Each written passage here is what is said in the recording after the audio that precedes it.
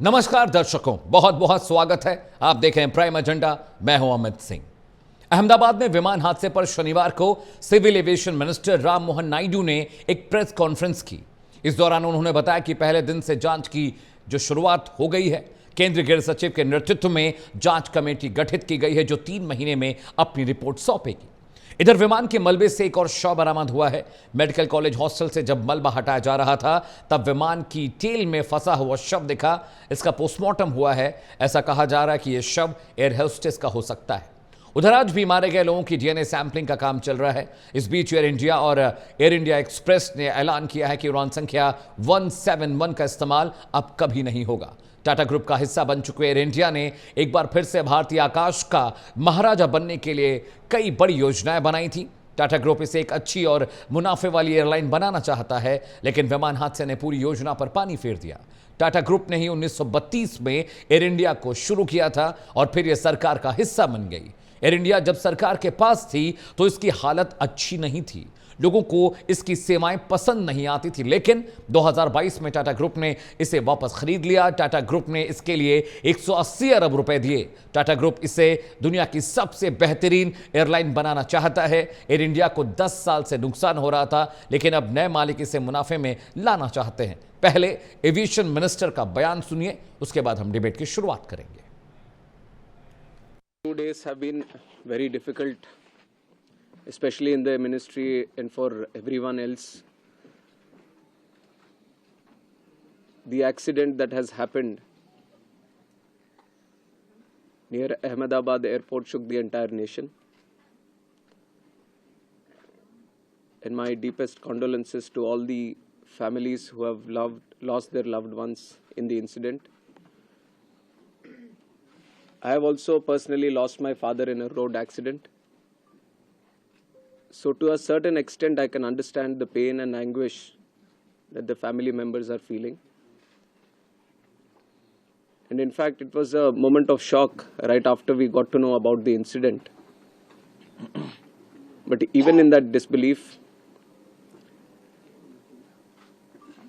I personally rushed to the site to oversee what needs to be done, what support needs to be provided.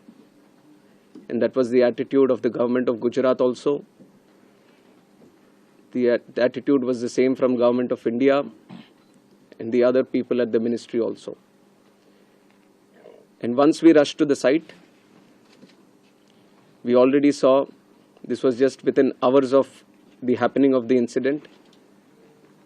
So once I arrived at the site, the government of Gujarat already put in the necessary rescue teams.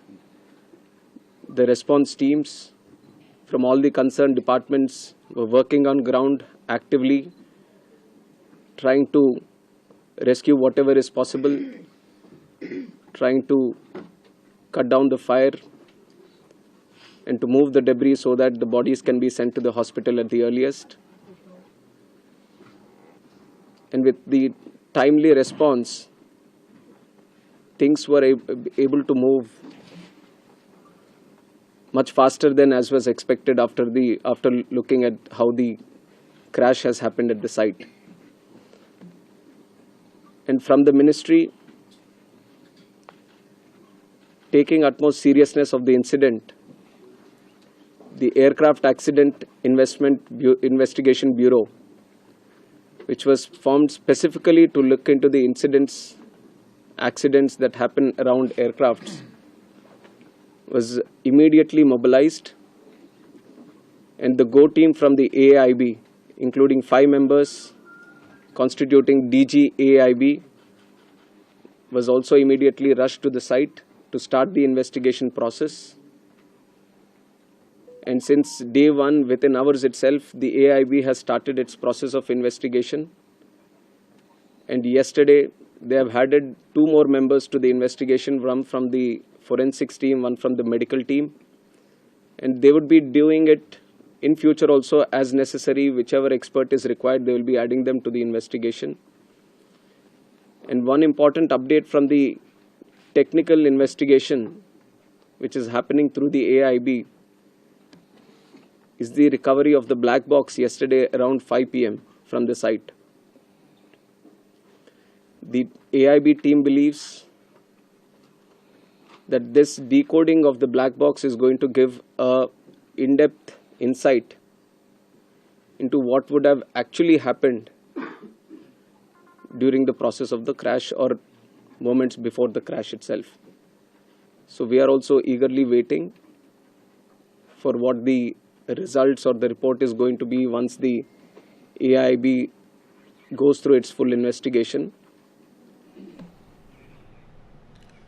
तो हादसे के बाद aviation minister press conference के लिए आते हैं और कहते हैं एक कमेटी गठित कर दी गई है, 3 महीने में जवाब मिलेगा। पता ये नहीं चला हादसा क्यों हुआ, पता ये भी नहीं चला कि गलती किसकी थी, और पता ये भी नहीं चला कि ये कैसे पता चलेगा कि खामी और प्रॉब्लम्स क्या थी। ब्लैक बॉक्स मिल गया है, उसकी रीडिंग होगी, उसको इंटरप्रेट किया जाएगा। एक बड़ा पैनल मेरे साथ कुछ ही वक्त में जुड़ेगा। फिलहाल मेरे साथ विंग कमांडर के शाह साहब हैं और वेद भूषण साहब हैं जो कि पूर्व एसीपी हैं दिल्ली पुलिस के। आप दोनों का बहुत बहुत स्वागत है कार्यक्रम में। कुछ ही वक्त में मेरे साथ भूषण दीवान भी होंगे और कर्नल एस पठानिया भी मेरे साथ जुड़ेंगे। लेकिन मैं शुरुआत करने जा रहा हूँ वेद सर आपसे ही कि इतना बड़ा हादसा हुआ, सरकार प्रेस कॉन्फ्रेंस के लिए आई, उम्मीद ये की जा रही थी कुछ तो कॉन्क्रीट निकल कर आएगा। अब 3 महीने का इंतजार करना पड़ेगा, तब पता चलेगा कि यह हादसा कैसे हुआ। प्राइमा फेसी शुरुआती दौर में अगर आपसे मैं समझना चाहूं, आपको क्या वजूहात लगते हैं, क्या रीजंस लगते हैं, ये घटना क्यों घटी है सर?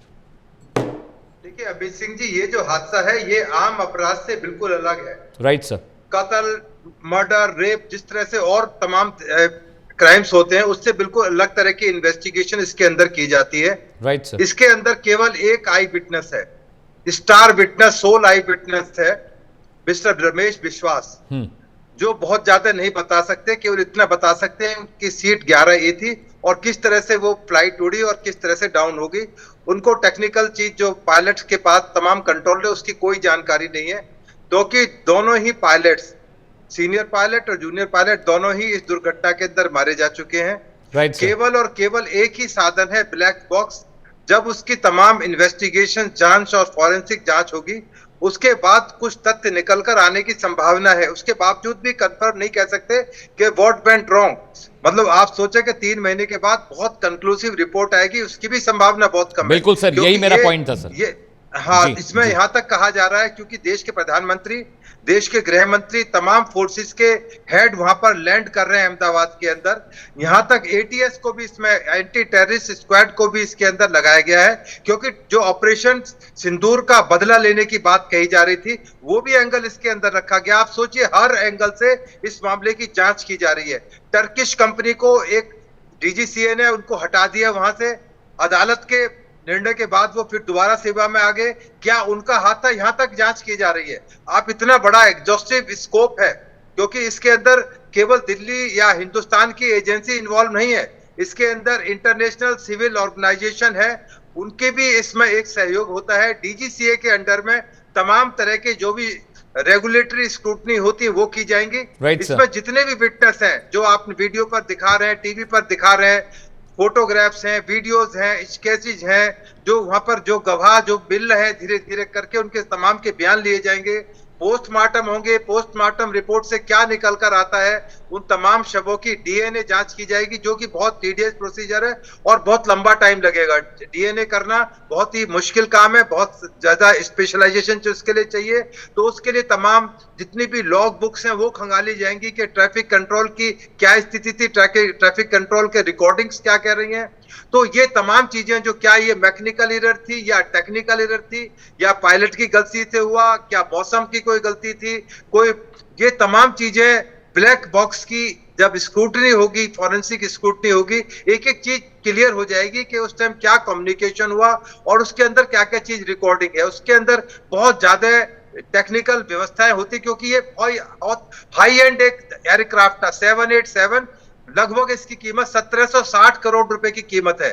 बहुत ही विश्वसनीय इसको माना जाता है अक्रॉस द वर्ल्ड। अमेरिका की बहुत बड़ी कंपनी है जो इसको बनाती है, पूरे वर्ल्ड में इस्तेमाल किया जाता है। तो एकदम से ये कहना कि बोइंग की अपनी डिफेक्टिवनेस थी उसकी वजह से हुआ, उसके पीछे बहुत सारे रीजंस हो सकते हैं। जैसे मैंने बताया कि टेररिस्ट एंगल है, क्या कोई ये भी एंगल इसकी इन्वेस्टिगेशन होनी चाहिए? क्या कोई टेक्निकल फेलियर करने के लिए कोई वहां पर आदमी एम्प्लॉय किया गया, प्लांट किया गया? क्योंकि दिल्ली से जी। पहले फ्लाइट उड़कर अहमदाबाद गई, अहमदाबाद से लंदन जाना था। इन बिटवीन कौन कौन लोग थे जो उसकी टेक्निकल चीजों को देख रहे थे? क्योंकि इसमें बहुत सारे तरह के सर्टिफिकेट दिए जाते हैं। क्या वो आंख बंद करके दे दिए गए, एक रूटीन में दे दिए गए, या उसके पीछे तमाम वाकई में ग्राउंड पर चेकिंग्स और जो जरूरी रिक्वायरमेंट्स होती हैं उड़ान भरने से पहले, क्या वो पूरी करी गई? उसके बाद में आता है कि पास्ट जो इंसिडेंट हो जाता है उसके बाद किस तरह की इन्वेस्टिगेशंस और किस तरह की चीजें वहां पर मौजूद हैं, वो तमाम चीजें धीरे धीरे, क्योंकि 3 महीने का टाइम इसलिए लिया है क्योंकि तमाम चीजों के बारे में स्पष्टता हो पब्लिक के अंदर। कोई 3 महीने बाद सरकार कोई मैसेज दे तो स्ट्रॉन्ग मैसेज दे कि हाँ,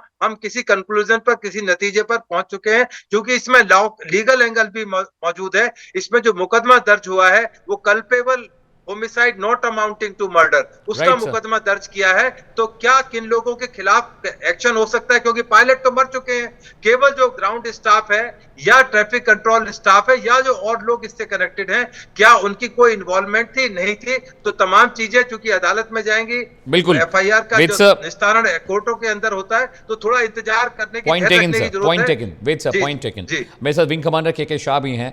कल भी चर्चा आपसे हो रही थी शाह साहब, और कल भी आपने मुझे यही कहा कि अमित, जो प्रॉब्लम है वो मेंटेनेंस का मसला है, रख रखाव का बहुत इंपॉर्टेंट पहलू है। लेकिन सर, अभी जब डीजीसीए प्रेस कॉन्फ्रेंस कर रहा था तो उस वक्त जो सचिव हैं और जो एविएशन मिनिस्टर हैं, ही सेड कि पायलट की सिर्फ 2-3 लाइनें सुनाई दी, 2-3 आवाज़ आई। पहला कि flight is going down, I am unable to control the flight, और वो जो पावर, जो थ्रॉटल मिलता है पुश करने के लिए ऊपर, वो नहीं मिल रहा है। ये 3 बातें एटीसी ने सुनी और उसके बाद फ्लाइट ज़मीन पर क्रैश लैंड हुई। शाह सर। जी, कल भी मैंने यही बताया था कि एयरक्राफ्ट की पोजीशन जो थी टेक ऑफ के वक्त, नोज अप था, टेल डाउन थी, और पावर नहीं मिल रहा था। इसका मतलब साफ था कि ये सबसे पहले तो हाइड्रोलिक फेलियर हुआ होगा, क्योंकि अंडर कैरेज अप हुए नहीं थे। जबकि as per SOP, standard operating procedure, take off के तुरंत बाद सबसे पहले अंडर कैरेज डिटेक्ट किए जाते हैं, सो दैट उसको कंप्लीट थ्रस्ट मिलता है। हाँ सर, फ्लैप्स का भी इशू था सर। Right sir. उसके बाद में फ्लैप्स डिटेक्ट होते हैं secondary. First is always under carriage, उसके बाद में फ्लैप्स होते हैं। तो इस पोजीशन में ये भी डाउट आता है, जैसे आज न्यूज़पेपर रिपोर्ट में भी था और किसी एक्सपर्ट ने भी कहा था, राइट सर, कि हो सकता है कि टेक ऑफ कॉन्फ़िगरेशन में भी थोड़ी प्रॉब्लम हो सकती है। अर्ली स्टिक पुल की हो, स्पीड पूरी नहीं हुई हो। मुझे ऐसा लगता नहीं है क्योंकि इतने एक्सपीरियंस पायलट ऐसी गलती नहीं करेंगे। और ये भी कहा था कि सीनियर पायलट ने कोई स्विच ऑफ करने का ये बोला तो को पायलट ने कोई दूसरा स्विच ऑफ कर दिया। ये भी मैं मानता नहीं हूँ, इसलिए कि ये स्टैंडर्ड प्रोसीजर है ऑलवेज। उसको पायलट को पता होता है कि अब सीनियर पायलट कौन सा स्विच मुझे बंद करने रहेगा जी। मैनुअल प्रोसेस, सीनियर 2800 घंटे की सर फ्लाइंग एक्सपीरियंस है, तो this is more than enough. SOP fixed है, इसलिए जो मुद्दा आएगा, जो हमारी समझ में आता है, वो ये है कि it is a mechanical failure, total hydraulic failure, because aircraft को किसी भी सूरत में न तो लेफ्ट में टर्न कर पाया न राइट में टर्न कर पाया, स्ट्रेट टेकऑफ पे स्ट्रेट नीचे गिरा है।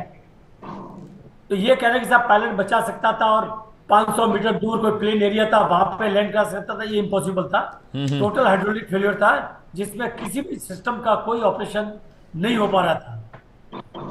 Right sir. वेद सर, जैसा कि विंग कमांडर के शाह बता रहे हैं कि हाइड्रोलिक फेलियर था और बहुत सारे एस्पेक्ट्स पे हम डिस्कशन कर रहे हैं। आप भी मुझसे ये कह रहे हैं कि अमित, अभी बहुत जल्दबाजी होगी कुछ भी कहना कि प्रॉब्लम कहाँ थी। ब्लैक बॉक्स बताएगा, डीवीआर वुड एक्सप्लेन कि what were the reason of crash. लेकिन अभी शुरुआत में कहीं ना कहीं मेंटेनेंस, रख रखाव, ग्राउंड हैंडलिंग, ग्राउंड स्टाफ की ओर से कहीं ना कहीं कोताही बरती गई। क्योंकि सर, जो फ्लाइट क्रैश हुई है उसका एक यात्री जो दिल्ली से अहमदाबाद के लिए फ्लाई किया था, उसने कहा कि एसी के वेंट्स काम नहीं कर रहे थे, इलेक्ट्रॉनिक कंट्रोल जो सीट्स पे होते हैं वो काम नहीं कर रहे थे, जो मीडिया का एक मीडिया का पूरा सेटअप होता है जिसमें आप फिल्में देख सकते हैं, वीडियो गेम खेल सकते हैं, वो काम नहीं कर रहा था। और बार बार एरोस्पेस को वो आदमी कह भी रहा था कि प्लीज़ देखिए ये एसी काम नहीं कर रहा है। तो क्या एक वो सिग्नल नहीं था कि टेक्निकल प्रॉब्लम हो रही है? हाँ बिल्कुल, ये एक बिल्कुल इन्वेस्टिगेशन में तमाम चीजों को, तमाम पॉइंट्स को कंसीडर किया जाएगा, क्योंकि उसके अंदर जो एक्सपर्ट की ओपिनियन होती है, जो इस चीज के फील्ड के एक्सपर्ट हैं, जिनका लंबा एक्सपीरियंस है, चाहे वो मैकेनिकल इंजीनियर्स हो या फ्लाइट से जुड़े हुए जिनका बहुत ज्यादा लंबा एक्सपीरियंस है, बोइंग को उड़ाने का क्या संभावना थी, पॉसिबिलिटी रूल आउट की जाएंगी, 1 2 3 4 जितनी पॉसिबिलिटी उनको रूल्ड आउट करने के बाद में किसी नतीजे पर ये कमेटी जो जांच कर रही है वो पहुंचेगी। दूसरा, उसके साथ जो क्रिमिनल इन्वेस्टिगेशन हो रही है उसमें कानूनी जिम्मेदारी भी तय करनी है कि हु इज रेस्पॉन्सिबल, क्या कोई नेग्लिजेंस था या केवल एक एक्सीडेंट था। तो तमाम जो इन्वेस्टिगेशन की चीजें हैं, जैसे मैंने बताया कि उसमें फॉरेंसिक की रिपोर्ट आनी है, पीएम की रिपोर्ट आनी है, जो पोस्टमार्टम रिपोर्ट आनी है, एमएलसीज कलेक्ट की गई हैं, कितना ईंधन था, क्या ईंधन की वजह से जो सारे जला है, जितना बॉम्ब की तरह इस्तेमाल किया गया है वो किया गया है, क्या इसमें कोई फॉरेन एलिमेंट है। जैसे मैंने बताया कि जहां तक लोग कह रहे हैं कि ऑपरेशन सिंदूर का बदला पाकिस्तान ने किसी तरह से ले लिया, सर आप सैबोटाज की बात कर रहे हैं, यू मीन कहीं? हाँ, इसलिए एटीएस को वहां पर लगाया गया है, एंटी टेररिस्ट स्क्वाड को, क्योंकि मैं जहाज के बारे में जो मैंने जानकारी हासिल की है या मेरे जो नॉलेज कहती है, मेरे जो डिस्कशन के बाद, वो इतना टेक्निकल जहाज है, कोई भी उसके अंदर माइन्यूट से माइन्यूट भी कोई चेंज या गड़बड़ी की खराबी होगी तो तुरंत उसके अंदर अलर्ट होने का सिस्टम है, तुरंत आप पायलट को पता लगेगा कि इस पॉइंट पर इसमें खराबी आ रही है, तो उसको रेक्टिफाई कर सकता है टाइम, परंतु इसके अंदर टाइम है बहुत इंपॉर्टेंट है। सारा मामला 59 सेकंड्स के अंदर पूरा हो गया, तो इतने जल्दी एकदम से रिएक्ट करना हो सकता है पायलट के लिए बड़ा मुश्किल रहा हो। उसको तमाम चीजों की, कोई पायलट नहीं चाहता कि उसका जहाज क्रैश हो, कंपनी की बदनामी हो, उसकी खुद की जान चली गई। तो ये तमाम चीजें ये इन्वेस्टिगेशन का सब्जेक्ट है, और इसमें एक इन्वेस्टिगेशन नहीं है, इसमें यूएसए की जो बोइंग कंपनी है वो अपने एंड पर इन्वेस्टिगेशन कर रही है, एयर इंडिया जो टाटास है वो इन्वेस्टिगेशन कर रहे हैं, डीजीसीए इन्वेस्टिगेशन कर रही है, उसके अलावा मैं, आप और शाह साहब भी अपने अपने पॉइंट ऑफ व्यू दे रहे हैं। ये तमाम चीजें सरकार के पास पहुंचती हैं, जो तमाम एजेंसीज हैं उनको हर एंगल से इसको किया जाता है। ठीक है, वेट सर, पॉइंट टेकन। मेरे साथ अब भूषण निवान साहब भी जुड़ गए, इज ए डिफेंस एक्सपर्ट, और इसके अलावा मेरे साथ colonel S Pathania, is also defence expert. Sir आपका स्वागत है, थोड़ा वक्त लग गया कार्यक्रम में जुड़ने के लिए, लेकिन भूषण सर मेरा सवाल आपसे यही है कि Boeing Dreamliner is a big company, और बोइंग पूरी दुनिया में फ्लाई करता है, चाहे वो एशियन कंट्रीज हो, यूरोपियन कंट्रीज हो, मिडिल ईस्ट हो, अमेरिका हो, लैटिन अमेरिका हो, जापान हो, चाइना हो, दुनिया भर में ड्रीमलाइनर्स फ्लाई कर रहे हैं, और उनका रिकॉर्ड ज़्यादातर मौक़ों पे अच्छा रहा है सर। लेकिन एक अहम बात ये भी है पठानिया सर कि जिस तरह से ये घटना घटी है, सवाल खड़े हो रहे हैं बोइंग पे भी, और हमारी डोमेस्टिक जो प्रैक्टिसेस हैं, चाहे वो ग्राउंड स्टाफ कैसे काम कर रहा है, एयरक्राफ्ट की मेंटेनेंस कैसी है, सवाल हर चीज़ पे खड़ा हो रहा है। अमित जी बोल रहे हैं? हाँ सर, भूषण सर प्लीज बताएं। अमित जी, आपने बताया इनका रिकॉर्ड बहुत अच्छा है, पर आपने पढ़ा होगा, देखा होगा, इसमें रिकॉर्ड के हिसाब से तो 11-12 साल पहले प्लेन आए हैं। Right sir. और जो प्रफुल्ल पटेल थे देन एविएशन मिनिस्टर, उन्होंने बहुत सारे प्लेन एकदम ऑर्डर कर दिए थे। Right sir. और ये भी समझने की बात होती है अमित जी, वो ऐसे बाद में पता लगा था रिपोर्ट में कि इतने प्लेन्स इंडिया को चाहिए भी नहीं। Right sir. और क्या होता है आप समझ सकते हैं, अगर जो सप्लायर है, वेंडर है, इस केस में बोइंग है ना वेंडर। राइट सर, बोइंग उसको समझेगा भाई इनको चाहिए भी नहीं फिर भी ले रहे हैं, तो अभी क्या शॉर्टकट में जल्दी में दे दो, मुझे मालूम नहीं, मैं आकाश कह नहीं सकते इसके बारे में। नंबर 1। नंबर 2, आप देखिए जो आप ट्रैक करें, एक सारा एडम्स है, लेडी है एक, उनका ट्वीट शायद देखा होगा आपने, 6 जून का देखा है? Right sir. उसमें क्या आपको नजर आया उसके अंदर? सर उसके हिसाब से तो बोइंग पर बोइंग के सारे प्लेन्स को ग्राउंडेड कर देना चाहिए, और बोइंग सवालों के घेरे में है, और बहुत सारी ऐसे नेटिव कंट्रीज हैं जहां पर बोइंग को लेकर बहुत शिकायतें हुई हैं, पायलट्स ने भी बहुत सारे ट्वीट्स किए हैं।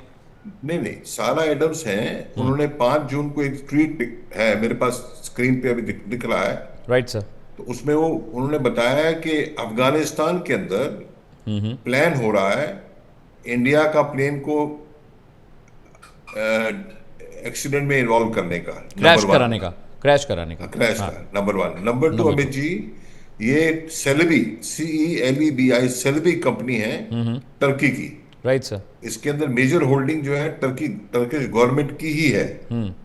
और 6 जून से उन्होंने उनको, जब ऑपरेशन सिंदूर शुरू हुआ, राइट सर। तो गवर्नमेंट ने ये बोला, DGCA ने बोला और कि इनको आप हटा लो, सिक्योरिटी क्लियरेंस इनको नहीं मिला है।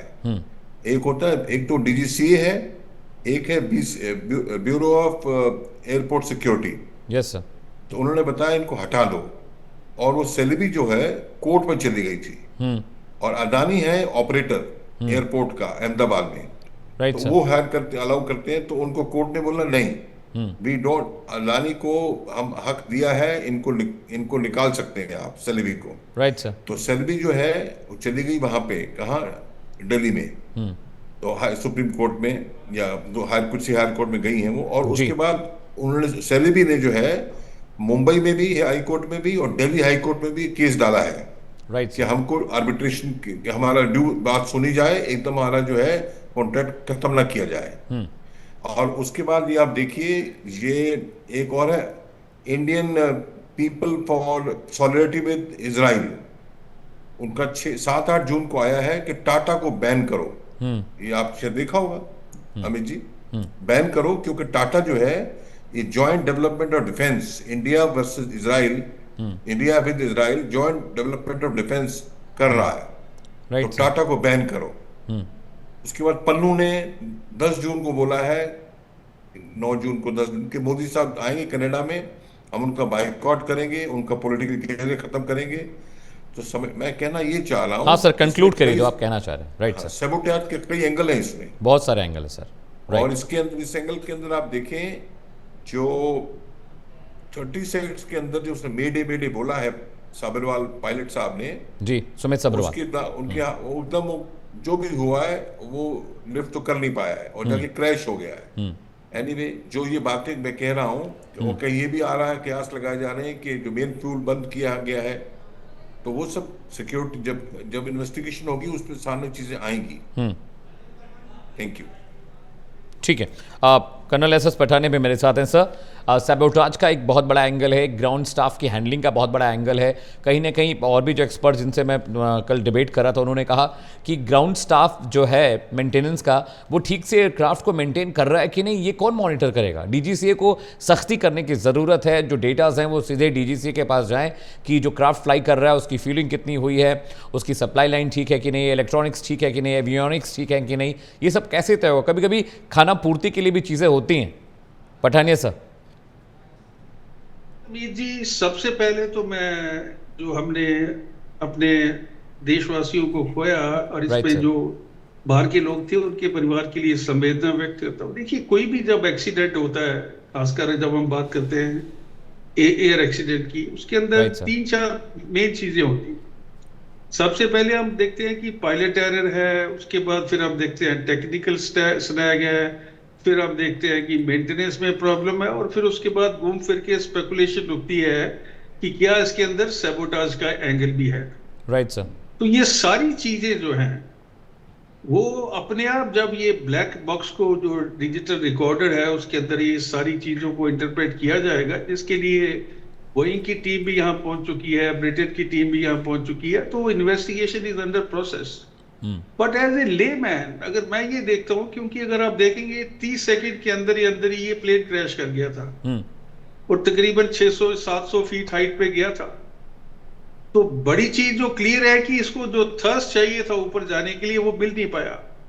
और ये एक ट्विन इंजन एयरक्राफ्ट है जिसका ट्रैक रिकॉर्ड बहुत बढ़िया है। 2012 में ये इंडक्ट किया गया था and there has never been an accident. अभी कुछ चीजें जो खुल के सामने आ रही हैं, वो ये भी बता रहे थे कि इसके अंदर जो है AC काम नहीं कर रहा था, आवाजें आ रही थी। और मैं आपको एक बात, मैंने कहीं पढ़ा है कि जो UAE की जो मेंटेनेंस सिस्टम है, उसमें ये लोग 4-4 बार चेक करते हैं। And whereas in India वो खाना पूर्ति तो करते हैं, एक बार चेक किया, उसके बाद ढीलापन आया होगा, और इसकी जो सारी जिम्मेवारी आती है इसकी इंस्पेक्शन करने की, ये डीजीसीए भी उतना ही इन्वॉल्व है जितना कि ये टाटा ग्रुप है। Right sir. तो उनके जो सीईओ हैं वो आंसरेबल हैं इतने लोगों के लॉस के लिए, और उनको ये देखना पड़ेगा कि किस वजह से। मैं आपको एक सिंपल सा एग्जांपल बताता हूं एज ए लेमैन। मान लीजिए आप मोटरसाइकिल चला रहे हैं, राइट सर। किसी ने उसको फिट करके आप मैकेनिक ने दे दिया है, आप एक्सीलरेट करने की कोशिश करते हैं, वो मोटरसाइकिल एक्सीलरेशन ही नहीं ले रहा है, तो उसमें किसकी गलती होगी? पायलट को हम ब्लेम नहीं कर सकते, क्योंकि जो इनके पायलट थे उनके पास 8000 आवर्स का एक्सपीरियंस है, Right, और जो sir. को पायलट थे उनके पास भी 1000 घंटे का एक्सपीरियंस है फ्लाइंग का। राइट सर, 1100 घंटों So से ज्यादा that का। means there was a snag. This snag occurred during takeoff, या उससे पहले भी प्रॉब्लम थी जिसको कुछ लोग जो है वो चेक नहीं कर पाए। और ये जरूरी है कि इस सिस्टम को रिविजिट किया जाए, क्योंकि एयर एक्सीडेंट जो है ये इसके अंदर बहुत जानलेवा होता है और इसमें बचने के चांसेस बहुत कम हैं। तो ये जो टाटा ग्रुप के सीईओ हैं, उनका जो स्टाफ है, मेंटेनेंस स्टाफ है, डीजीसीए की भी उतनी अकाउंटेबिलिटी बनती है इसके अंदर की क्या उन्होंने सिस्टम रखा हुआ है कि एक इंस्पेक्शन कराएं, उसके बाद सरप्राइज चेक करें और सर्टिफिकेशन दें। अभी अगर एयरक्राफ्ट का आप चेकअप कर रहे हैं तो somebody has to sign the certificate that this aircraft is airworthy in all respect. Right sir. तो कहीं ना कहीं तो चूक हुई है, इससे हमें सबक लेना चाहिए एंड मेक श्योर कि हमारी जो एसओपी बनती हैं अभी उनके अंदर ये तमाम फैक्टर को पूरी तरह से स्टडी किया जाए, इवेल्युएट किया जाए और उसके बाद उनको इंप्लीमेंट किया जाए। पठान सर, एक सवाल मेरा और भी है, जैसे कि भूषण सर ने कहा है कि सैबोटाज के बहुत सारे एंगल्स हैं, टर्की का इन्वॉल्वमेंट, विमान को गिराने की साजिश होना, सल्बी का कोर्ट चले जाना, हैदराबाद में बैन होना, दिल्ली चले आना, एक ये पूरा ट्रेन है सर, एक पूरी ट्रेल दिख रही है, साजिश की बू आ रही है। आपको क्या लगता है? कमांडर भूषण साहब ने जो सारे पॉइंट निकाले हैं उनके अंदर एक ये हमें आइडिया देता है। जी भूषण सर, मैं आ रहा हूँ सॉरी सर कि ये पॉसिबिलिटी सैबोटेयर की और आजकल तो देखिए, मैंने एक सीरियल देखी थी बहुत पहले, उसके अंदर क्या था कि हमारी जो टेक्नोलॉजी है इतनी एडवांस हो चुकी है कि जब प्लेन टेक ऑफ और लैंडिंग के पोजीशन में हो तो उसको हैक भी किया जा सकता है। Yes exactly sir. तो ये थ्योरीज हैं अभी, but at the moment they all are theories. और जब ये इसकी इन्वेस्टिगेशन कंप्लीट हो जाएगी और अगर हमें ये पता चलता है कि it was due to maintenance or some other error which was related to the aircraft itself, then we can rule out that theory of sabotage. Right. So let's wait and within few days the things will come out. ठीक है Bhushan sir, मैं आपके पास आ रहा हूँ क्योंकि बहुत interesting आपने जो चीज़ें बताई हैं, हालांकि थोड़ा एक्सट्रीम थॉट है, थोड़ा सा एक्सट्रीम डिस्कशन होगा क्योंकि इस एंगल पे कोई सोच नहीं रहा और आपने जो लीड हमें दी है दैट इज़ वेरी इंपॉर्टेंट। मैं आऊँगा बाकी मेहमानों के पास भी, लेकिन भूषण सर मैं चाहता हूँ कि आप थोड़ा सा ब्रीफ में समझाएं, ये एक पूरी साजिश हो सकती है, एक पूरा प्लान हो सकता है महीनों का हमारे खिलाफ है। और देखिए और बात मैं ये बताना आपको भूल गया, मैं डीजीसीए ने टर्किश एयरलाइंस को नोटिस दिया है, उनके एयरक्राफ्ट्स में एक्सप्लोजिव्स पाए गए थे। जी, ये भी न्यूज़ पढ़ी होगी आपने। जी, कई धागे हैं, कई कड़ियां हैं, कनेक्टेड है कि नहीं ये तो इन्वेस्टिगेशन बताएगी। और एक चीज और बता दूं, जब फ्लाइट प्लेन उड़ा है, राइट सर, ये भी कयास लगाए जा रहे हैं कि जो आदमी वीडियो ले रहा है, इतना परफेक्ट वीडियो लिया है उसने, अगर मैं वो वीडियो खींच रहा हूं और वो प्लेन जाके अटैक बिल्डिंग में टक्कर खा जाता है, जैसे लगता है वो पहले से तैयार था वीडियो बनाने के लिए सर। तो मैं बोला ओ माय गॉड क्या हो गया, ऐसा कुछ नहीं हुआ है। और तीसरी चीज बताइए, जब फ्लाइट उड़ रहा है, आपको पता है जब विद इन 30 सेकेंड्स जब 50 फीट की हाइट पकड़ लेता है प्लेन, मैं चेकलिस्ट पे भी आऊंगा, इसके पहले ये बता दूं आपको, तो 50 फीट हाइट पकड़ लेता है तो जो अंडर कैरेज है, जो व्हील्स हैं वो ऊपर उठाए जाने चाहिए। Yes. उनका बहुत ड्रैग होता है। Right, और sir. जब टेक ऑफ कर रहा है प्लेन तो उस टाइम लिफ्ट बहुत चाहिए, थ्रस्ट बहुत चाहिए, हैवी वो भी कर नहीं पाए। और मेडे कहा उन्होंने, सब्रवाल साहब ने और क्लाइव ने, तो ये नहीं कर पाए। और दूसरी उसी प्लेन की अगर आप वीडियो देखें, टेक ऑफ के टाइम जो है लिफ्ट प्रोवाइड करने के लिए फ्लैप्स, जो फ्लैप्स विंग्स है ना बड़े बड़े जहां हाँ। इंजन्स होते हैं, हाँ। उसमें जो पीछे फ्लैप होते हैं उनको पीछे बड़ा एक्सटेंड कर देते हैं। Right, क्यों? ताकि लिफ्ट ज्यादा मिले। खैर अगर वो ना हो, और हो भी सही, थोड़ा फर्क पड़ेगा, इतना फर्क नहीं पड़ेगा कि बिल्कुल उठ ही ना पाए। और एक बात और, इतने ज्यादा एयर, कुछ वीडियो में आप देख रहे हैं इतने ज्यादा बर्ड्स के झुंड नहीं थे। बिल्कुल कुछ नहीं था। की हाइट पे इतने बर्ड्स नहीं है अहमदाबाद होंगे, वो वीडियो में दिख नहीं रहे हैं कि दोनों इंजन ही जैम हो जाए। अच्छा, अब सवाल ये है कि जो चेकलिस्ट की बात है, इंटरनेशनल बॉडी है जिसका नाम है ICAO, Yes, sir. International civil aviation organisation. इसके हेडक्वार्टर्स मॉन्ट्रियल में है, कनाडा में। तो पूरी दुनिया को ये स्टैंडर्ड्स एविएशन के देते हैं। एग्जांपल, यूएनओ में जो एनवायरनमेंट का स्टैंडर्डाइजेशन सेल है वो नैरोबी में, कीनिया में है। ICAO पूरी दुनिया को देता है, और हर कंट्री की ऑर्गेनाइजेशन, DGCA या bureau of civil aviation security, इन सब ने उन चीजों को लेना है। और हजारों टाइप की चेकलिस्ट होती हैं। एक तो ये pre flight testing checklist, PFTC last में होती है, बिल्कुल फ्लाइट के वक्त, बिल्कुल फ्लाइट के वक्त होती है सर। हाँ हाँ, उसमें पायलट भी आके चेक करते हैं कि भाई ये चेक तो कर नहीं सकते, अगर फ्यूल का बंद कर दिया उस समझो, वो पायलट क्या देखने, वो तो खाली एक सैनिटरी चेक है। Right, तो sir. सवाल ये है कि जो लगता क्या है, 30 सेकंड्स के अंदर ही अंदर कोई एक्सप्लोजन हुआ है या वो कुछ कर ही नहीं पाए। Right sir. और उसके बाद ये भी, क्या आपने देखा होगा वीडियो, कैप्टन स्टीव है, स्टीव लिखते हैं STEEV, बहुत एक्सपर्ट है वो, और उन्होंने लिखा है कि शायद एक होता है फ्लाइंग पायलट, एक होता है मॉनिटरिंग पायलट, जिसको पायलट कहते हैं जी। तो जरूरी, और लेफ्ट में बैठता है मेन पायलट जो सबरवाल साहब बैठे होंगे, और राइट में कैप्टन। आपको जरूरी नहीं है सेकंड ऑफिसर उस फ्लाइट के लिए कहते हैं आप फ्लाइंग बन जाओ, मैं मॉनिटरिंग बन जाता हूँ। हाँ, ऐसा तो बिल्कुल भी नहीं होगा सर। बोला है गियर अप, उन्होंने कहा फ्लैप अप, पर फ्लैप अप भी दिख रहे हैं प्लेन में, उस फ्लैप अप भी होने से थोड़ा उसका थ्रस्ट कम होगा sir. They only turns the angle of a wing, that they only controls the angle of a wing when flaps opens. हाँ, नहीं, not only angle of the V, right sir, but उसमें thrust भी देता है, और push एक भी होती मिलता है। Rat, RAT rat. आप जैसे ब्राह्मोस मिसाइल है ना, रैम जेट प्रोपल्शन है उसमें। राइट तो सर। RAT क्या है? RAM jet air turbine. वो कैसे, वो एक स्टैंड बाई पावर सोर्स है, क्योंकि इंजन फेल हो जाए हवा में, अभी तो टेक ऑफ कर रहा था, हवा एग्जांपल ला रहा हूं, तो ऑटोमेटिकली रैट छोटी सी टर्बाइन है जिसको पावर नहीं चाहिए, वो एयर स्पीड आ रही है ना सामने से, उसी से चल जाता है वो। उसी चलता है, और पावर जनरेट कर, अभी चलेगा एयर से, जैसे आपको टाइडल पावर चाहिए अपने को, ऑल्टरनेटिव सोर्स होते हैं ना एनर्जी के, एयर से ही वो जनरेट हो जाएगा। तो वो भी डाउन था, उसमें देखा गया है डाउन था, इसमें इंजन तो फेल हुए हैं दोनों, और बर्ड रेट से भी नहीं हुए हैं। पर एक बात बड़ी भारी लास्ट में बताऊं आपको, ये बड़े कॉम्प्लिकेटेड सिस्टम्स हैं। कंप्यूटर हैकिंग या कंप्यूटर ओवररन क्या होता है इसमें, क्या है कि कंप्यूटर सडनली मैल फंक्शन करे और एक्सट्रीम में चली जाए चीज, और उसके एक्सट्रीम में जाते इंजन बंद कर दे, मशीन ही बंद कर दे इंजन को। जैसे आदमी होता है ना ऑटो इम्यून, बॉडी खुद को खा रही है, तो सिस्टम मैल फंक्शन में इंजन ही बंद हो गया। तो ये कई क्या सब ये चीज सामने आएगी, कई पहलू इसके अंदर है। तो you have told us a very important point.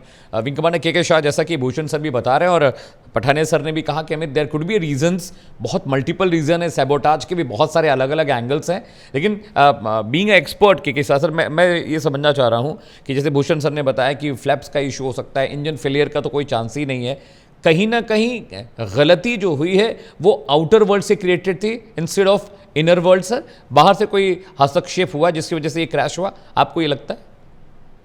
मैंने कल भी यही कहा था कि मुझे पायलट एरर नहीं लगती है इसमें। देखो, इतने एक्सपीरियंस पायलट टेक ऑफ के टाइम पे किस स्विच को ऑफ करना है, किस स्विच को प्रेस करना है, ये SOP में, ये रूटीन है उनके लिए, रोज का काम है, उसमें गलती हो नहीं सकती। जैसा कि कॉन्फ़िगरेशन से लग रहा था टेक ऑफ के टाइम, हो सकता है अर्ली टेक ऑफ किया हो, कई बार होता है कि अर्ली रोज पुल अप कर लेते हैं, स्पीड पूरी होती है, सोच है कि थ्रस्ट मिल जाएगा, हो जाएगा, लेकिन अंडर कैरेज का रिट्रैक्ट नहीं होना, ये एक सबसे बड़ा सवाल है कि अंडर कैरेज को रिट्रैक्ट क्यों नहीं किया गया। इसका मतलब पॉजिटिवली हाइड्रोलिक फेलियर हुआ है सिस्टम में, रिट्रैक्ट अंडर कैरेज नहीं हो पाए हैं, फ्लैप्स रिट्रैक्ट हो गए थे जबकि वो बाद में होते हैं। So problem is there mechanical, और कंप्यूटर प्रॉब्लम हो सकती है certainly, because everything is computerised, all things are monitored on the board, सामने दिखता है। इंजन में कोई खराबी आएगी, फटाक से उसका नोटिफिकेशन सामने आ जाएगा, उसके नोटिफिकेशन तो दिखने लगेंगे सर। पायलट को पता नहीं हो क्या गड़बड़ हो रही है। It is a total failure of the system with in seconds. Otherwise ऐसा कोई नहीं होता कि इसको थ्रस्ट न मिले और एयरक्राफ्ट धीरे धीरे टेक ऑफ न करे, पावर नहीं मिल रहा है, फुल थ्रॉटल में भी नहीं मिल रहा है, जबकि at the time of take off taxiing के बाद में फुल थ्रॉटल देके चेक किया जाता है, इंजन का पावर होता है, उसके बाद में ही ब्रेक्स ऑफ करते हैं और रोल करता है एयरक्राफ्ट। हाँ, तब रोल करते हैं ट्रैक पे, राइट सर। यस, सो थ्रॉटल तो फुल था ही था, इंजन पावर में था, टेक ऑफ तक भी पावर में था। हाँ, it is only after take off sudden problem is started. क्योंकि सर हम देख रहे हैं टेक ऑफ के वक्त प्लेन बिल्कुल जो सलीका है, बिल्कुल टेक ऑफ एकदम प्रॉपर टेक ऑफ हो रहा है, और करीब 30-40 सेकंड के बाद वो लूज करना शुरू करता है हाइट को, लूज करता है और स्ट्रेट लूज कर रहा है। से देखिए, एक नोटिस किया आपने, स्ट्रेट फ्लाई लूज कर रहा है, ना वो लेफ्ट में टर्न कर पा रहा है हाँ ना राइट कर रहा है, राइट सर। जिस पोजीशन में उसी पोजीशन पे जा रहा है, इसका मतलब all the controls have got stuck up, सारे controls including stick, radar, all have got fixed, stuck up और जैम हो गए हैं किसी वजह से, जिसका भी ये ब्लैक बॉक्स पता कर पाएगा, तब ये हमें पता लगेगा कि एक्चुअल में हुआ क्या था। ठीक है, वेद सर भी मेरे साथ हैं। वेद सर, आपने बहुत सारे इस तरह की घटनाओं के एनालिसिस किए, मेरे साथ बहुत सारी डिबेट्स में आप रहे भी हैं पहले। मैं ये समझना चाह रहा हूँ कि हम जो बातें कर रहे हैं बहुत हाइपोथेटिकल है, कुछ लॉजिकल बातें भी हैं, हमारे एक्सपर्ट्स कुछ टेक्निकल बातें भी बता रहे हैं वेद सर, लेकिन जिस तरह की स्थितियाँ बनी हैं वो एक डर पैदा हो गया हमारे अंदर सर। लोग फ्लाई करने से अब डरेंगे, क्योंकि एक अच्छा खासा विमान उड़ता है और उड़ते ही क्रैश हो जाता है। बोइंग सवालों के घेरे में, डीजीसीए सवालों के घेरे में है, एयर इंडिया सवालों के घेरे में है, और इसका पूरा नुकसान एविएशन सेक्टर को होगा, और हर बार होता है सर। जितनी बार विमान गिरते हैं, एक्सीडेंट्स होते हैं, उसका सीधा हिट एविएशन सेक्टर की अर्निंग, उनके मनी, उनकी इकोनॉमी पर पड़ता है। वेद सर, देश ही नहीं पूरे इंटरनेशनल लेवल पर इन तमाम चीजों को देखा जाता है कि हिंदुस्तान की क्या स्थिति है। अब चूंकि तमाम एंगल्स को खगालना है, तमाम पॉसिबिलिटी को रूल आउट करना है, जैसा मैंने बताया कि ऑपरेशन ब्लू जो सिंदूर हुआ था, सबसे पहले टर्की एक मिस्चीवियस कंट्री है, उसका जो रिकॉर्ड रहा, ट्रैक रिकॉर्ड मिस्चीव करने का है, वो बिल्कुल हिंदुस्तान के आमने सामने की पोजीशन पर आ गया था। यदि आप सभी लोगों को ध्यान हो, आपके दर्शकों को, तो वो कुछ भी मिसचीव करा सकता है, तो उस एंगल को भी रूल्ड आउट करना है, क्योंकि टर्की के अंदर ऐसे हालात हैं, उन्होंने बहुत सारे कंट्रीज पर, साइप्रस जैसे कंट्रीज पर कब्जा कर रखा है।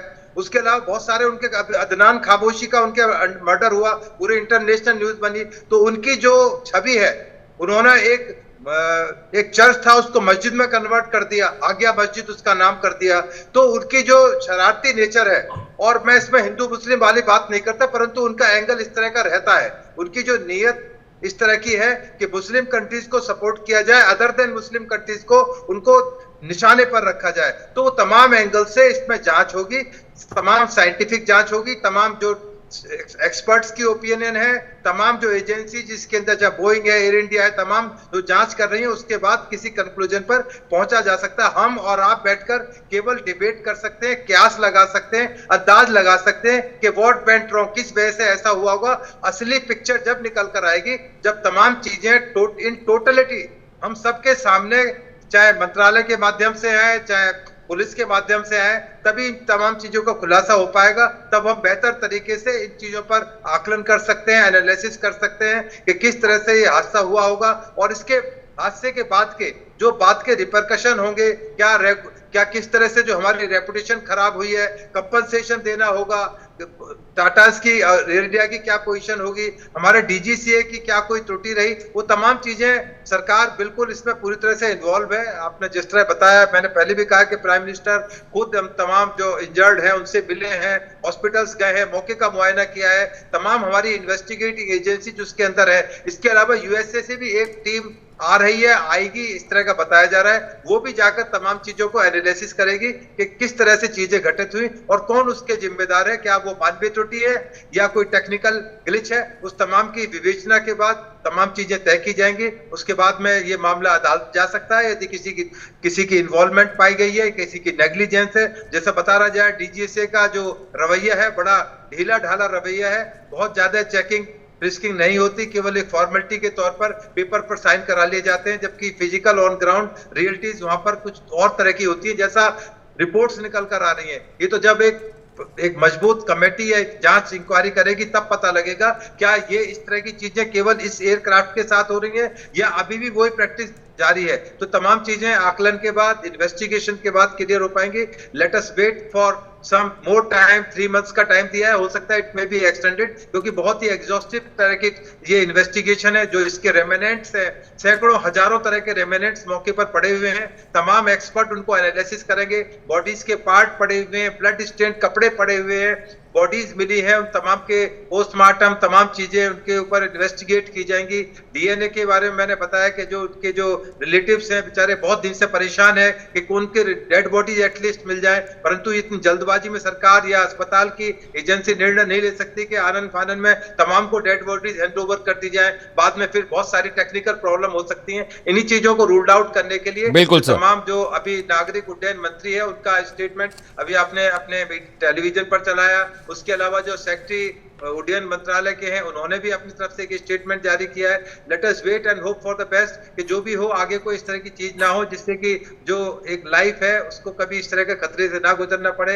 हम और आप तमाम चीजें आज हवाई जहाज पर डिपेंड करते हैं। छोटी छोटी दूर इंडिया में जाने के लिए लोग आप रोड की जगह फ्लाइट्स को प्रेफर कर रहे हैं। तो ऐसे हालात के अंदर 100% सिक्योरिटी हो, 100% बिल्कुल सर, पॉइंट टेकन, लोग सेफली जो है ट्रेवल कर सकें और अपने डेस्टिनेशन पर पहुंच सकें, ये इंश्योर करने की जरूरत है, ये वक्त की जरूरत है। ठीक है, wait sir, point taken. Commander Bhushan, आपने बहुत सारे एंगल नए खोल दिए हैं इस पूरे इन्वेस्टिगेशन के। बहुत सारे सवाल मेरे मन में हैं। कई बार ऐसा हुआ है दीवान सर कि ब्लैक बॉक्स मिल गया है, डीवीआर मिल गया है, उसके बावजूद एक्सीडेंट कैसे हुआ इसका असल पता नहीं चल पाता। ऐसे बहुत सारे एग्जाम्पल आपने देखे होंगे। यहाँ भी सब कुछ जलकर खाक हो चुका है। एविडेंस के नाम पर सिर्फ पसलियाँ, हड्डियाँ, खोपड़ी के टुकड़े, जले कपड़े और लाशें। टेक्निकल एस्पेक्ट के नाम पर सिर्फ हमारे पास डीवीआर और ब्लैक बॉक्स है।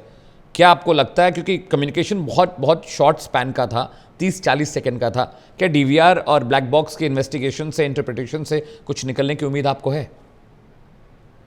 Amit ji, commander Bhushan, 100% digital flight data recorder और कॉकपिट वॉइस रिकॉर्डर जो है, क्या दोनों पायलट ने क्या बात की है वो भी रिकॉर्ड हो जाता है। और फ्लाइट डेटा रिकॉर्डर में कौन कौन सा स्विच टच किया है वो भी सब रिकॉर्ड हो जाता है, A to Z। और वो बाय द वे मैं एक और तकलीफ भी थी सैबोटाज के एंगल जी, कि ये कहीं इन्वेस्टिगेशन के लिए बोइंग इन्वॉल्व हो जाए इसमें। तो ये ऐसा नहीं है। It's a big point sir. Delhi में इंडिया की एयरक्राफ्ट एक्सीडेंट इन्वेस्टिगेशन ब्यूरो है, AAIB, ये वहां जा रहा है। और वहां पे यूएसए वाले और यूके वाले, यूके की air accident investigation branch, USA की NTSB, national transportation safety board, वो हेल्प करेंगे हमें। अभी थोड़ा सा और एंगल बनाना चाहता हूं आपको मैं कि देखिए, ये आपने कहा कि बड़ा रिलायबल प्लेन है, पर आप नोट करें जब मोनोपोली होती है दुनिया में बनाने वाले बड़े बड़े एयरक्राफ्ट बनाने वाले दो ही हैं, बोइंग, एयरबस। जी सर। अभी आप जाएंगे, मोनोपोली होती है तो घुमाते हैं आपको और शॉर्टकट भी ले सकते हैं, उनकी ऑर्डर बुक फुल है। और ये बात खाली कहने की नहीं है। मैं एग्जांपल दे रहा हूं आपको। जब भी हमने पर्टिकुलर डिफेंस इंडस्ट्री की एग्जांपल दे रहा हूं, जब हम किसी कंपनी को ऑर्डर देते हैं और कहते हैं नहीं 25% ऑफसेट लीगल लिखा जाता है, आपने इंडिया में बनाना है। आज से नहीं है, एंथनी साहब थे ना डिफेंस मिनिस्टर, तब से है, पर कंपनियां फॉलो नहीं करती। अब क्या करोगे भाई? आप तो बेगर कांट बी चूजर, आप उसको फायर कर दोगे, दूसरी कंपनी वो भी नहीं करेगी क्योंकि उसके हाथ में मोनोपोली है भाई। दो ही कंपनियां हैं सर, तो मोनोपोली है उनके पास। थोड़ी सी और बात, दूसरी एक बात और है, आप खंगालिए गूगल में, उनके कई विसल ब्लोअर्स हैं। एक बड़े फेमस विसल ब्लोअर सैम सेलेपोर, एक और उनका नाम मैं भूल रहा हूँ, उन्होंने तो सुसाइड ही कर लिया। वो विसल ब्लोअर जो होते हैं वो घर का भेदी लंका ढाबे, भेदी तो नहीं है, सबकी जनता की सेफ्टी के लिए, भलाई के लिए खोल रहे, सीक्रेट खोल रहे हैं जनाब। उन एयरक्राफ्ट को असेंबल करने, क्लिंटन एक जगह है और एक और जगह है जहाँ ये असेंबल होते हैं। वो मतलब आप समझ सकते हैं कि जब असेंबल हो रहा था तो ऑपरेटर टेक्नीशियंस फ्लाइट फ्रेम के ऊपर चढ़ के कूद रहे हैं ताकि वो जुड़ जाए और तब उसको टाइट करो स्क्रू को। ये कोई जीएमपी, एक गुड मैन्युफैक्चरिंग प्रैक्टिस नहीं है। बिल्कुल नहीं है शाह सर। साहब ज्यादा बता पाएंगे। तो इसमें गुड, और उन्होंने हाईलाइट किया है, अरे क्या कर रहे हो तुम, ये तरीका है। उन्होंने कहा don't worry, this is going to third. अभी क्या आजकल एआई में कुछ भी कोई कह देता है, पर काफी पुरानी बातें हैं। और वो उनको फायर भी कर दिया गया, जिन लोगों ने रेज किया ना, हल्ला मचाया, क्योंकि मनी पैसा बनाना है। तो सवाल, और मैं लास्ट पॉइंट एक और कहना चाहता हूँ। देखिए इंडिया में जैसे एसीपी साहब बोल रहे थे, एसीपी वेदभूषण साहब बोल रहे थे, हाँ हर कोई चाहता है बेटर क्वालिटी ऑफ लाइफ, हम फ्लाई करें, एस्पिरेशनल है, अफोर्ड कर सकते हैं, प्लेन बढ़ रहे हैं। तो इतनी जल्दी में घाई में सब काम हो रहा है, इंफ्रास्ट्रक्चर बढ़ रहा है, तो शॉर्टकट हो जाते हैं। होने नहीं चाहिए, मैं बता रहा हूँ हो जाते हैं। और इसमें हम सिटीजन, अभी अमित जी ने जाना है, फ्लाइट पकड़नी है, और दीवान ने भी जाना है। अरे फ्लाइट नहीं है तो हम ही जुगाड़ लगाएंगे, अरे हमें दो टिकट दे दो, कर दो, शॉर्टकट मारो। होता है नहीं, कई बसें भी ऐसी देखिए, हम जा रहे हैं, उनमें प्रॉपर नहीं होता, बस जल भी जाती हैं। इट हैपेंस सर, क्योंकि इतनी ज्यादा डिमांड है और प्रेशर है, और उसमें हम सो कॉल्ड जुगाड़ू लोग तो हैं ही, तो उसके अंदर शॉर्टकट में हम लोग आ जाते हैं। तो हमको ये भी सीखना है, हर चीज सरकार नहीं करेगी। आपको चेक करते हैं, हमने देखा है सीआईएसएफ वाले चेक करते हैं, अरे ठहरो हम तो फौजी हैं, हम ये हैं वो हैं। ये हम ना करें, नहीं तो ये हम अपनी लॉन्ग टर्म एक डिसिप्लिन खराब कर रहे हैं, एक स्ट्रक्चर और सिस्टम खराब कर रहे हैं, जिसका नतीजा देखिए अब आया है हमारे सामने। दीवान सर, मैं ये बड़ी जिम्मेदारी से कह रहा हूँ, मुझे लगता है एयरपोर्ट के अलावा बाकी जगहों पर पुलिस या जो चेकिंग होती है वो सिर्फ नाम की होती हैं। एयरपोर्ट के अलावा मुझे ऐसा लगता है, व्यक्तिगत मैंने जो देखा है मीडिया में इतने सालों काम करके, एसएस पठानिया सर, मैं आपसे समझना चाहता हूँ, कुछ दिन पहले बोइंग के सीईओ ने इस्तीफा दे दिया। खबरें ये आई कि बोइंग के अंदर कुछ ऐसा चल रहा है जो ठीक नहीं है, और उसका विरोध सीईओ ने किया, उसके बाद उनको इस्तीफा देना पड़ा। लेकिन जैसे भूषण सर बता रहे हैं कि it can be a big sabotage planning against India, लेकिन जो चलता है, हो जाएगा, शॉर्टकट वाला ये जो मामला है कि आपको एक चेकलिस्ट मिली है कि बोइंग को आपको टिक करना है, fuel is okay, electronics are okay, avionics are okay, wheels are okay. ये जो ओके वाला टिक मार्क होता है सर, ये कभी कभी हम सिर्फ कर देते हैं, और मुझे लगता है कि ग्राउंड जो हैंडलिंग टीम है, जो मेंटेनेंस टीम है, उससे गलती हुई है।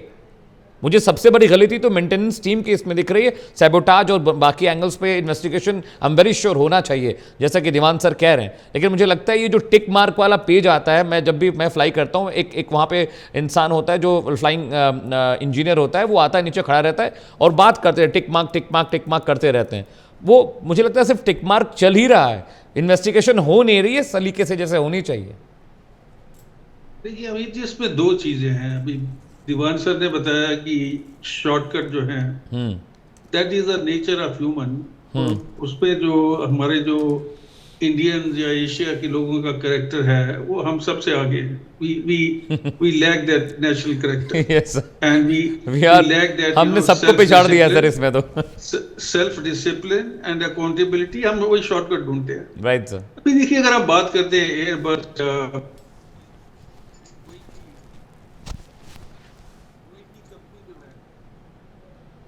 इस पे इनकी अपनी एक रेपुटेशन है।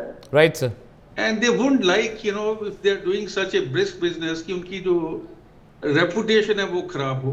और दूसरा, अगर ये 11 साल से हमारे साथ ये प्लेन था तो इसकी जो रिस्पॉन्सिबिलिटी है, इंस्पेक्शन है, पीरियोडिकल है या डेली है या मेंटेनेंस है, वो जिम्मेवारी तो टाटा की है ना इस समय, who are the owner. So we can't blame Larry to Dreamliner. That maybe, but anyway, things will come out eventually in due course of time. आप मेरे को थोड़ा माफ कीजिएगा. I have to go for another debate. No worries, sir. I beg your leave and thank you much. Thank you Patel sir, बहुत बहुत शुक्रिया आप जुड़े। लेकिन बाकी गेस्ट हमारे साथ हैं, हमारे साथ भूषण दीवान सर भी हैं और वेदभूषण सर भी हैं और विंग कमांडर के शाह भी हैं। शाह सर, मैं जैसा कि बाकी लोग बता रहे हैं, वेद सर भी बता रहे हैं, भूषण दीवान सर भी बता रहे हैं, he is also connecting it to it, कि कहीं ना कहीं जो प्रॉब्लम्स हैं वो प्रॉब्लम ऐसी हैं जिस पे बात करनी होगी, जिसका सोल्यूशन निकालना होगा। और आप भी ये कह रहे हैं कि अमित, ये पायलट की गलती नहीं है, ये सिस्टम फेलियर है, ये टेक्निकलिटीज़ की बात है, ये मेंटेनेंस की बात है। लेकिन डीजीसीए, इससे पहले भी बहुत सारे विमान हादसे हुए हैं, तो क्या डीजीसीए की नज़र इस पर नहीं गई होगी कि भाई इस तरह के हादसे हो जाते हैं, सब कुछ ओके है रनवे पे, हैंगर पे, और फ्लाई करते विमान के इलेक्ट्रॉनिक्स फेल हो जाते हैं, उसके फ्लैप्स काम नहीं करते, उनके एवियोनिक्स काम नहीं करते, उनके कंट्रोल काम करना बंद कर देते हैं। ये इंश्योरिटी कैसे होगी सर? ये कैसे इंश्योर होगा? नहीं तो लोग तो मरते रहेंगे, जान क्या क्या है चली जाती है। जैसे मैंने बताया कि मुद्दा मेंटेनेंस का है। मैंने कल भी यही बताया था कि डीजीसीए को थोड़ी एसओपी चेंज करके ये स्ट्रिक्ट इंस्ट्रक्शन होने चाहिए कि मेंटेनेंस स्टाफ थॉरोली चेक करे हर ट्रेडमैन, जिसको कोई एयरफ्रेम का हो, कोई इंजन फ्रेम, जो भी है, अपना अपना डिपार्टमेंट का कंप्लीट चेक करे और उसका मॉनिटरिंग हो। There may be some delay in flying for few days, but initially impact will be कि they have to go for total maintenance. अच्छा, इसमें एक और मुद्दा है, अगर मेंटेनेंस आपकी कंप्लीट है, राइट सर, तो सैबोटेज का भी पता लग सकता है उसमें। अगर किसी ने किसी सिस्टम को सैबोटाज करने की कोशिश की है तो मेंटेनेंस स्टाफ को पता लग जाएगा, अगर वो अपना काम बिल्कुल सही तरीके से कर रहा हो। क्योंकि हर एयरक्राफ्ट में जो सिस्टम है उसके अलग अलग ट्रेड्समैन होते हैं। इंजन का अलग होता है, एयरफ्रेम का अलग होता है, सिग्नल्स का अलग होता है, इलेक्ट्रॉनिक्स का अलग होता है, इलेक्ट्रिक का अलग होता है। So all have to be very vigilant to check their system, जिसके मेंटेनेंस उनको करनी है। इससे I am sure that even sabotage will be stopped. Right, sir. Because you noticed, if somebody has done something and that person himself is not involved, तो पता लग जाएगा कि किस सिस्टम में sabotage किसने क्या किया है। ये मेरा कहना है इसमें। ठीक है, अब क्लोजिंग कमेंट के लिए मैं जाऊंगा दीवान सर के पास। भूषण दीवान सर, एक क्लोजिंग कमेंट मैं चाहता हूं कि आप पूरी डिबेट को कंक्लूड करें। आपके हिसाब से व्हाट्स नेक्स्ट फ्रॉम हियर, यहां से नेक्स्ट क्या? भूषण सर, ब्लैक बॉक्स की एनालिसिस पे पता लगेगा, तब देखा जाएगा, तब क्लियर होगा। पर मैं आपसे थोड़ी सी और चीज बताना चाहता हूं। आज की एआई के युग में ये भी रिपोर्टें आ रही हैं, ये इतना कॉम्प्लिकेटेड सिस्टम है, कंप्यूटर ऑपरेटर होता है, ठीक है। कंप्यूटर को हैक करने का एट द टाइम, और कहते हैं at the time of taking off and landing susceptibility to hacking highest है।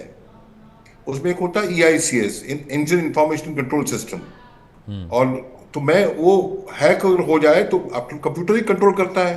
मैं आपको छोटा एग्जांपल देता हूं। मैं वॉरशिप में था, ओसैम क्लास मिसाइल फिट हुई थी, तो मिसाइल फायरिंग के लिए एक्सरसाइज होनी थी समुद्र में जाके 5-6 शिप्स ने। तो मैंने देखा वो टेस्टिंग के लिए हमारे जल्दी करो, टेस्ट करो, और इतना ज्यादा टेस्ट किया उसको, रशियन सिस्टम था। वो टेस्टिंग का क्या तरीका होता है, प्लग निकालो, इसमें डालो, फिर निकालो, फिर डालो। वो इतनी बारी किया, उसका पिन टूट गया। उससे रिजल्ट क्या हुआ, अगले 24 घंटे के बाद एक्चुअल फायरिंग थी, वो शो कर रहा है कि system not working. System work कर रहा था, इंडिकेशन मॉनिटरिंग सिस्टम फेल दिखा रहा है। हमको मिसाइल हमने फायर नहीं की, क्यों? फायर करें तो वहीं शिप के अंदर एक्सप्लोड हो जाए भाई, बिल्कुल वहीं एक्सप्लोड तो मॉनिटरिंग सिस्टम होता है। हाँ। और लास्ट पॉइंट, आप देखिए जो मैंगलोर एयरपोर्ट है, कितने एक्सीडेंट्स हुए वहां पे। उसमें एक्सटेंड किया गया उसको, तो वो पहाड़ी बना, उसकी पहाड़ी के पास था, वो फिर ठीक हो गया। अहमदाबाद में देखिए बहुत क्राउडेड एयरपोर्ट है, बहुत क्राउडेड है, काफी टाइम से ये कंडीशन है। मेरी समझ में विंग कमांडर शाह साहब से ज्यादा बता पाए कि जब भी वो हाइट लूज कर गया है, वो ग्लाइडर की तरह ग्लाइड कर रहा था।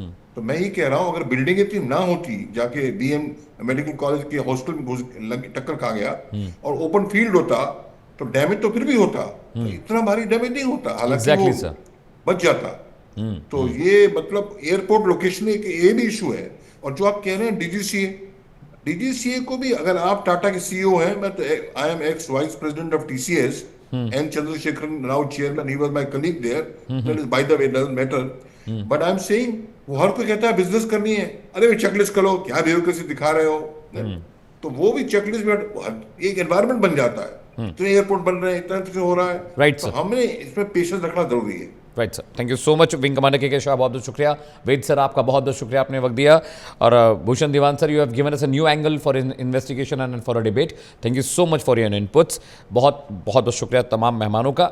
यहाँ एक बात समझनी बहुत ज़रूरी है कि ज़िंदगियाँ बहुत इंपॉर्टेंट हैं। सिर्फ ये कह देना टेक्निकल प्रॉब्लम है, ग्राउंड टीम ने काम नहीं किया, टेक्निकलिटीज़ में कोई इशू था, इससे काम नहीं चलता। जो जिम्मेदार लोग हैं उन्हें जिम्मेदारी लेनी चाहिए। और इसीलिए शो का नाम था कि होगी जांच और किस पर आज। थोड़ा सा ब्रेक ले रहे हैं, जल्द लौटते हैं, कहीं जाइएगा नहीं।